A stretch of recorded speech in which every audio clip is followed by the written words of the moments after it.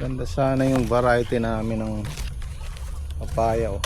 Yung maliit pa lang may bunga na. Oh.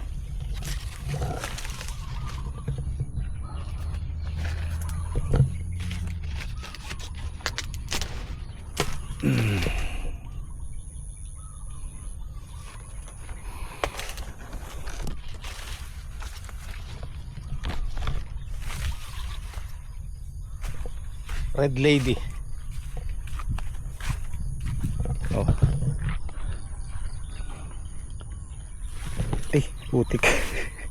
Ngayon natapakan akong malambot, kala ko ahas. Ano pala? Yung hose namin. Kinabahan ako doon. Oh.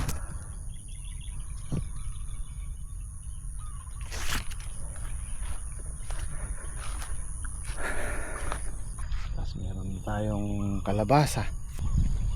Ayan, oh. Pang ulam-ulam lang naman yung mga tinatanim namin sa mga bakanteng lupa. Ayan, kagaya niya, sili. Pero yan, nakakaano tayo dyan, nakaka-harvest tayo dyan. Good morning po sa lahat. Mag-relax muna tayo, pakinggan natin yung huni ng ibon, huni ng yung tunog dito sa farm.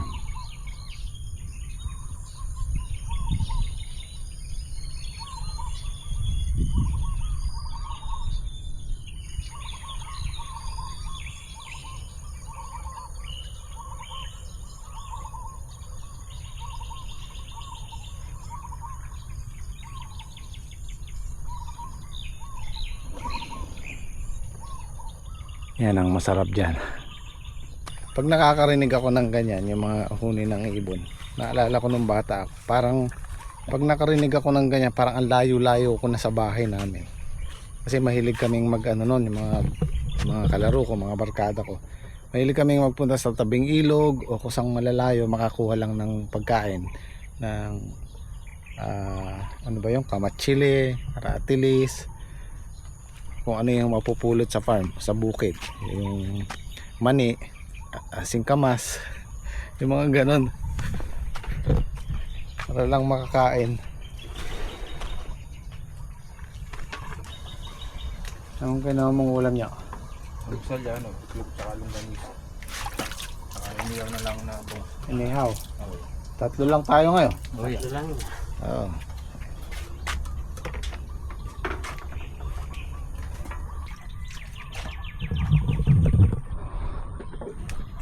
I-sprayan na natin ng ano to, ng herbicide, tapos kinabukasan or sa makalawa papatubigan.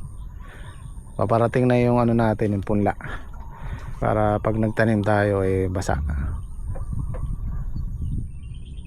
Spray tayo ngayon, palipas tayo ng kung matindi sikat ng araw hanggang bukas makalawa, pwede nang patubigan para tumalab sa ano, sa damo yung herbicide.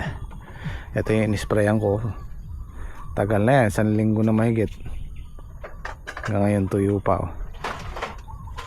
Interline po yung gamit namin, contact herbicide, pwede sa may halaman. Pero siyempre pag may tanim na tayo, i-spray lang natin yan pagka wala pang tanim. Masakit sa likod yung lamig na nyo. Oh yeah. Masakit yung likod ko, malamig. Alam mo kung saan masarap pumunta ngayon? Saan? Sa Baguio, sa Benguet. Nagyayelo yung mga gulay doon ngayon Sobrang lamig doon. Oo. Pag hindi naman negative, single digit.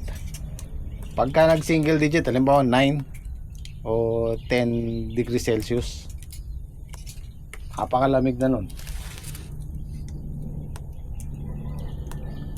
Naalala ko sa Taiwan, hindi nag-i-snow doon. Nag-i-snow doon yung mga bundok, yung matataas na lugar.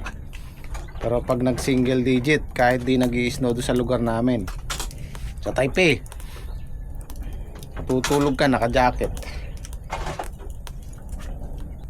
Pero nakakamiss din yung ganong klima, malamig.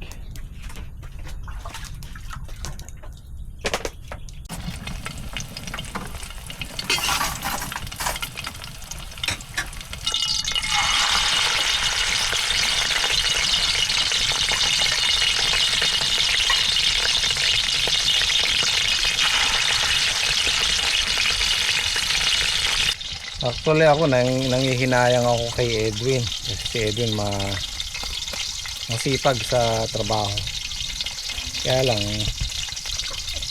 kumayaw na siya, meron siyang ano doon. Meron siyang tanim doon sa kabila. Sabi ko sana bibigyan ko siya ng 1 hektarya dito ng tatamnan ng kung ano gusto niya itanim. Kaya lang hindi natin siya pipilitin. Choice na yun, wala tayong magagawa doon kasi kailangan niya ng hanap buhay. So nangihinayang lang ako. Subok ko si Edwin yung trabaho niya doon, yung nasirang talong hindi tumuloy, 1 hektarya kayang-kaya niya mag-isa. Tapos yung farm 1 dati yung kalahating hektarya siya lang din mag-isa, kausap ko doon. Ganun talaga.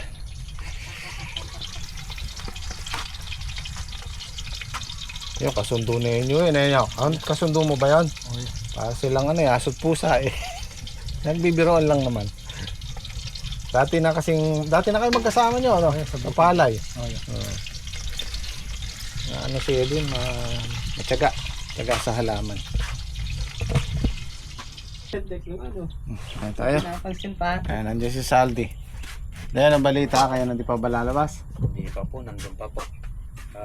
Confirm pa po yung Pangatlong araw nyo na, pang-4. Pang-4 po ata ngayon. Ingat po tayo sa mga bata. May uso yung dengue. Ako huwag magpapabayaan ng may nararamdaman na Di pa, sa'yo na lang. Oo, ito ng adobo. airline napanood ko sa vlog sa cellphone niya, hindi maumbra yung cellphone ko eh.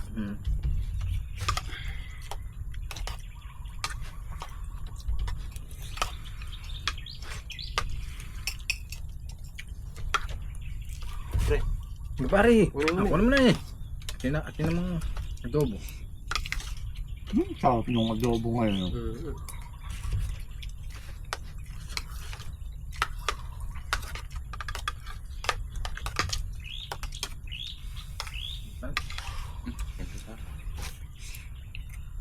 Pare, kape mo. Sa akin yan. Ah, sige.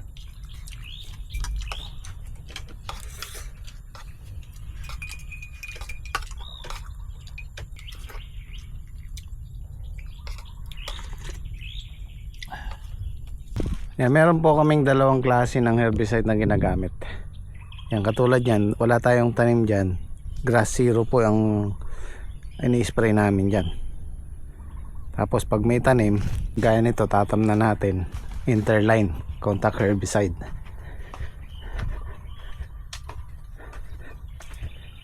Yan gamit ni Patrick, Interline.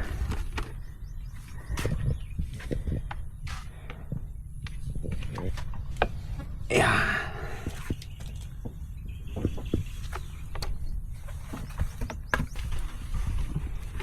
As yung kay Henyo, yun yung Grass Zero sa mga gilid-gilid para walang taguan yung mga maninira.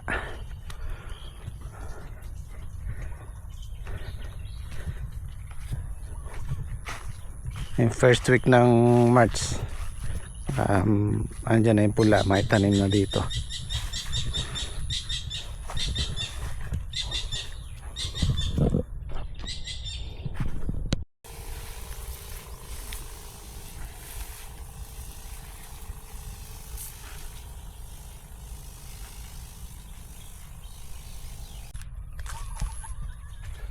Palang kubo. Kung pwede nga lang ilipat doon sa kabila, ilipat namin. Kaya lang ginawa ko kasi to, nakabaon lahat yung poste niya. Hindi pwedeng buhatin. Nagagamit naman po namin, lagayan ng gamit. Andiyan po yung mga gamit namin. Gawa na lang tayo ng panibago dito. Sa ganyan, uunahin natin yung pahingahan. Sa bagay, pwede pa naman. Pwede pang pag magpapahinga dito muna. Kagaya nung unang nakuha namin to, unang ginawa namin yung pahingahan, yung silungan. Kasi nung nakuha ko to, July, tag-ulan. Katrabaho kami dyan. Pag umulan, punta kami doon kila parin pa de. Kay Kisilong. Napaka-importante nung masisilungan talaga.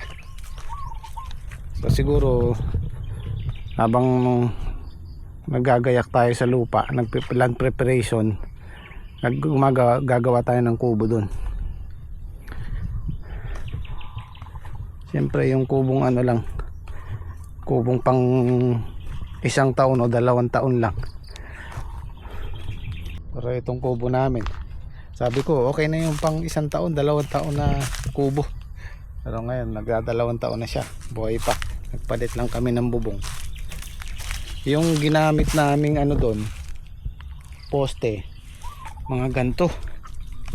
Yan, kagaya niyan, ipil. Magulang na ipil, hiningi ko kay Paring Padi. Hindi ako nangingi ng mahogany kasi nga nahihiya ako. Nung naitayo namin yung kubo, nakikita ko yung mga nanghihingi kay Paring Padi, yung mga sanga, mga diretso. Pero kami nagtiyaga sa gandong poste. Pero okay lang yun, hanggang ngayon pa naman. Yan kasi, ang kainaman yan, hindi kayang anayin. Hindi kayang anayin pagka sobrang gulong na. Pansinin nyo yung mga poste namin doon. Maliit lang ng konti dyan pero sobrang gulang. Hindi inanay. Hanggang ngayon matigas pa rin. So siguro kukuha tayo ng mga ganyang pamposte sa kubo.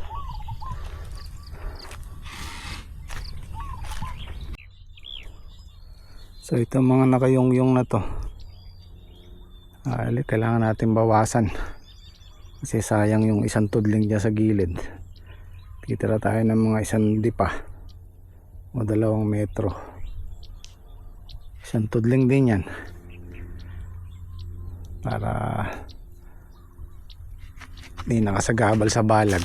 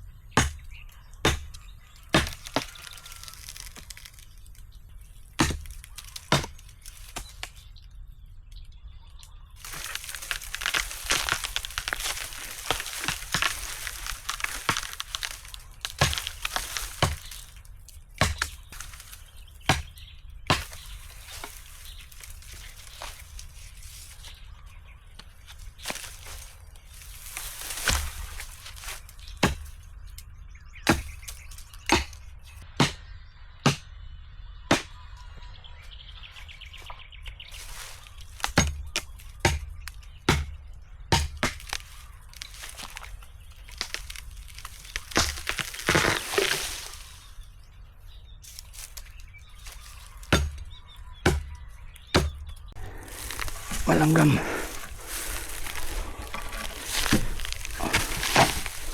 Ito kailangan natin alisin to.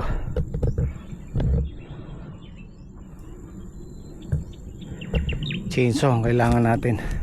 Ayan o, kagabal yan eh.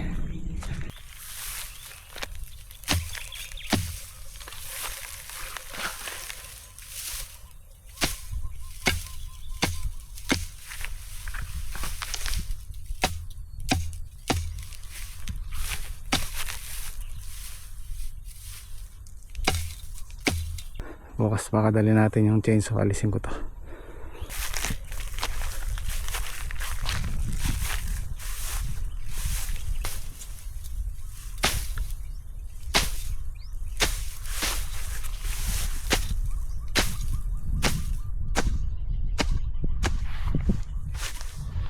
Ayun yung mga delikado pagka pinutol mo tapos may natira, yung naka-usling ganon, tapos naapakan mo, kailangan sagad ang putol.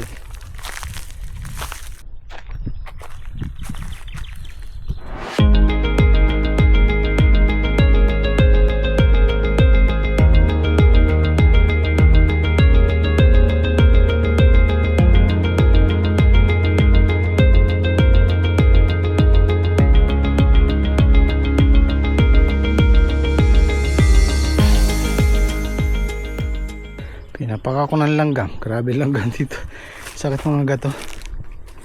Ito natin pupwesto yung kubo. Kasi pagka nag start na tayo dito, papahinga ka lang saglit kaysa pupunta ka ba doon sa kabila. Dito na lang, malayo-layo din yan, nasa 300 meters siguro.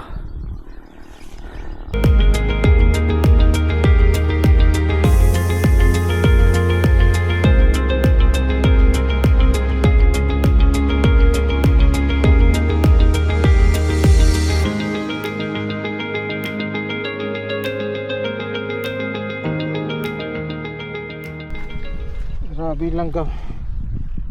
Kati.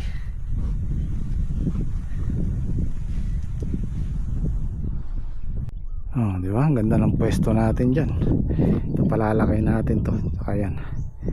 Titrim-trim lang natin para sa umaga, diyan ang araw, sa hapon, malilim maghapon.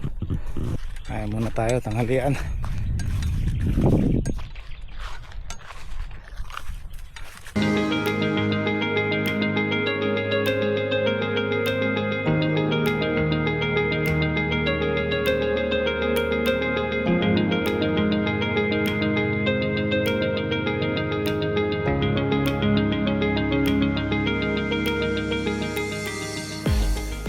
May bisita tayo, si Tamtam. Pare, Basta pare, bagong ligo si ano. Linis ah. pinunasan ko lang. Manga? Oo. Anong balita na, Saldi? Kumusta yung anak mo? Nandun pa ho. Dengue. Sinasurvey ni paring Reggie yung fish pan. Yan ang hilig niyan eh. Kaya lilinisin namin yan, tapos titingnan natin kung pwede natin lagyan ng hito or tilapia. I-sprayin muna namin yung yung water lily, tapos lilinisin. Ayan, pausok kami para sa ampalaya, para matabo yung nanunusok. Yan ang the best dyan. Ito yung makulit na damo, yung mahirap. Actually pag makapal to guys, hindi kaya ng grass cutter to. Yung malit yata to ang tawag dito. Masyado siyang makapal. Buti na lang medyo tuyo yung ilalim, kaya niya sunugin.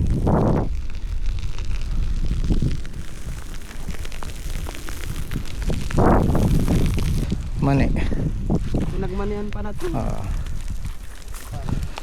Yung mga hinarvest tapos tumubo yung buto.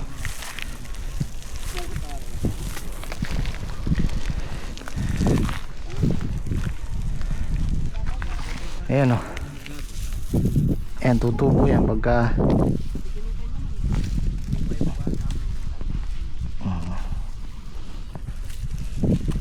ayan o, ang ganda ng laman. Mataas din pala to. Ito yan, mataas. Oo.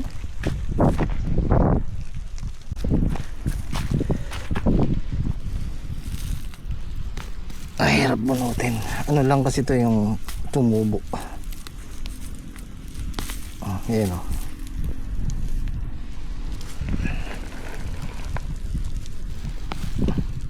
Mura pa siya. Ito na yung parting hindi natin pwedeng tamnan. Mababa na siya, tapos ganyan-ganyan ang lupa oh. Alon-alon. Saka pag tagulan yan lahat ng bagsak ng tubig hanggang doon sa fish pan. Siguro itong hindi natin matatamnan nasa halos 1 hektarya mula doon sa bahay hanggang dito. Yan sa puno na yan.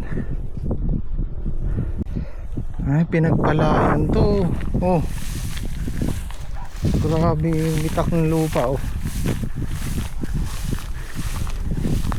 Hirap lang sila sa tubig kasi wala silang deep well, wala silang pagkukunan.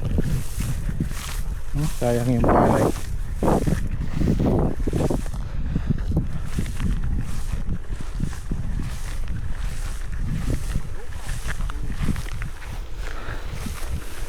Sayang yung lupa, ano? Hindi napapakinabangan eh oh. Ano yan pala? Teacher na lang natin pare. Yung gawin dyan eh.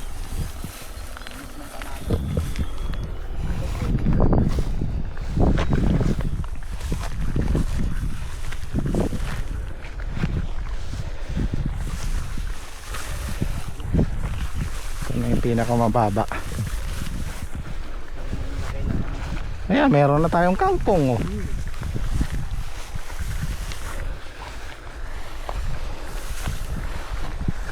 Kambing ang maganda rito.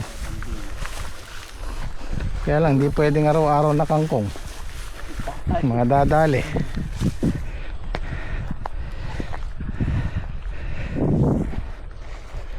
Saan na si paring Reggie? Ayan, basa pa yan. Wala na si Riggs Vlog.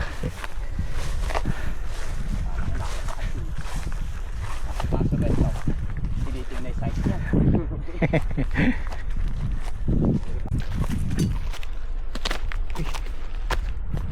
Lobat na yung camera ko. Ito yung i-spray natin, lilinisin natin. Oo pare, ay boss Red, kumita no? Okay niya. Ay ito, ay niya, naglilinis sa sigulan. Talagang si paring Reggie. Naghahanap na isda. Oh. Pare, pwede? Lilinis lang ano? Magandang pet. Hindi, lilinisin natin yan. Ay bolto niya. Listo ka de, baka may laman sa loob. Oh. Gusto kayo ha? Oh. Lipin nyo. Alam.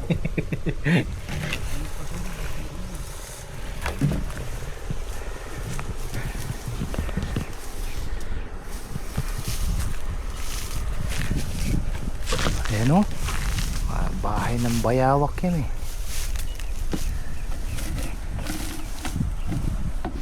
Baka mamaya. Pare yan eh. Oh, ayan oh. Merong trap ng ano, silo ng bayawak. Pang bayawak to yo. Sigurado may bayawak diyan. Baka gahita na 'yung bayawak diyan. Oh. Silo ng bayawak to eh. Dito no. Ating gas-gas. Sinambagan po nila dati yan nung naglilimas-limas.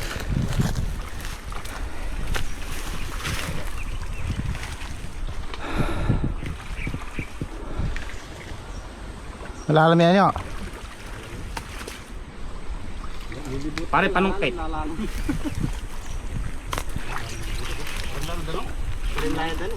Mano yan, mabuligo yan.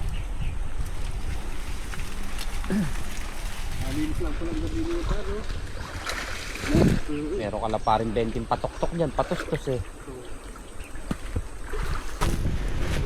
Nakisuyo ako kay paring Reggie ng timba. Ayun. Dati nagdala na siya dito 7. Nawala yung 5. 2 yung natira. Nako, mental sa inyo. No? Nyo, alam mo kabit na nyo. Crazy cat. No? Pagka di mo maano, basagin mo na. Para natin busan. Pang CR talaga no. Oh, ayos. Oh. Sobra na yan. Kaliit lang nung ano, CR. Bento na siguro kanin yun. No? 4x5. Oh, pinagano. Pagkaano natin ng pataba. Gamitin to eh.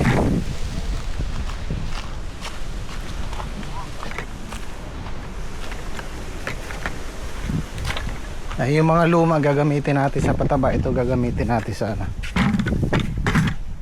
panghugas-hugas, malinis. Para shoutout mo pala si ano? Si Eric Sikat. Yun, shoutout kay Sir Eric Sikat. Sikat. Ayan. Batsi na si paring Reggie.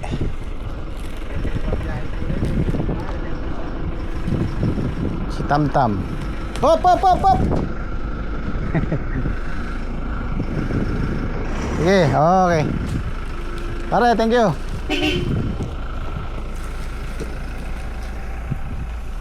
Okay, guys, bukas naman.